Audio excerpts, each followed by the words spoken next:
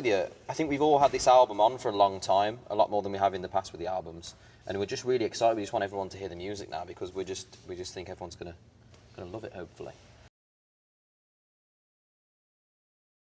I think we all liked the sound that we ended up with on the last one. So I think it was just kind of progression. We just wanted kind of an extension of that while kind of growing a bit. And I think the thing is we're all like growing up at the same time. So it's, you know, it's good for us because the albums kind of naturally progress just as we do. So I think we're happy that it's like not too different, but there's still, you know, there's some changes in there. I think a lot of the music sounds like a lot more live and a lot bigger. I think we're, you know, really happy with it. I think we're kind of impressed ourselves that we managed to do it while we were doing so much touring. So it's definitely the album we're most proud of. I think this is the one album as well where we've really struggled to choose the songs for the album as well. There was a lot of ones that we missed off that we still loved or whatever, but they just didn't seem right by the time we finished and got our voices on them as well, but they're still some nice songs. Yeah, it was actually, but we surprised ourselves because, you know, the album's actually quite a big album, and to have recorded that many songs, we actually got a lot more done than we expected. Yeah, you know, it was really important with us. We worked a lot on the last record with writing, and obviously we wanted to do the same again and more for this record, which is what we did. And I think that comes through in the music. Yeah, I think the writing as well for us is one of the most fun parts of it, because it's literally like you get to spend the day with some of your good mates that you don't see very often from America. And it's such an interesting process. Yeah, you get to sit down, chill out, and then by the end of it, it's like you still come out with something really productive, and you don't actually realise how much work you've got done. Yeah. You kind of don't want to go home sometimes. We end up there like till like 8 in the morning sometimes, ridiculous times. It's just, you work all night. Yeah, you just get too into it, and then like it's just good fun. And as soon as you get an idea rolling, you just don't want to stop in case you get back the next tomorrow, and it's like. But we have had a couple of situations where we come back the next day and we're like, yeah, these lyrics aren't. We were in some weird space last night. Let's restart them lyrics again. It's good. It's good fun.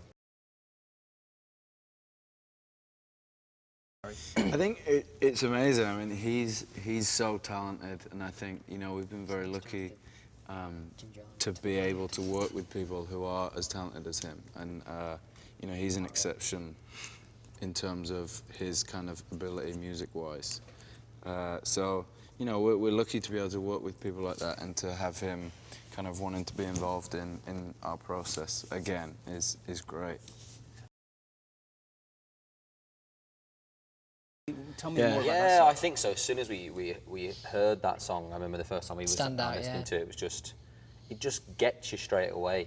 And I remember they were going to play it before when Julian or someone weren't in the room, and then we waited right to the end of the night. It was the last thing we did before we went home, and it just kind of stuck in my head straight away on the way home. I was just thinking about like that is. Yeah, that was the standout song really amongst all of them. And the background vocals and stuff on there are just so nice and classic, and that's kind of the retro feel. It's all about the BVs basically. Yeah, the old BVs. Just don't listen to the foreground. Just, you know, zone out.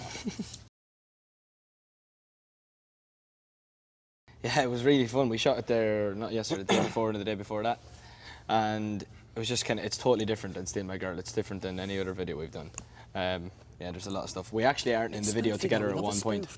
That's never happened before. Which is a good little insight there for you. We're not in, there are 5 of us, we shot at different times. And there's always a twist, as usual. It's probably the one that we should have done a series. Yeah, no, that's what I was thinking. Yeah, but it's difficult. To be honest with you, the video was a difficult thing to think about because we didn't want to go too cheesy level with it because it could be like a sitting out the window. The song's already very like quite sentimental, whereas the video could have gone in that whole, you know, that kind of vein of looking out the window on a rainy day and all that. He was great. Even for him to be, like even want to be in the video was just enough for us. And when we met him, he's exactly what you think he's going to be like really chirpy, you know, like. And all we had to do for the video was have a picture with his foot. Yeah. True story. We took a picture with his foot. Yeah. That's what he does on Twitter. He said when he got on Twitter, he didn't really know what he wanted to tweet. So he'd tweet a picture of famous people with his foot, and he's got a name for his foot and everything. Troll foot, it's called. Troll foot. It's a beautiful thing. He's got really nice a bit where I had Danny DeVito's foot on my knee. That's my claim to fame. There was a bit where we were shooting, like we were up on the rock, and we were looking down. There was everything going on around, and then I looked like past the camera, and I could just see him on a chair with his phone, his foot out, taking a picture of his foot with the scene in the background. Great. What a great guy, though. So lovely. He was for great, a Hollywood legend. He was top spec.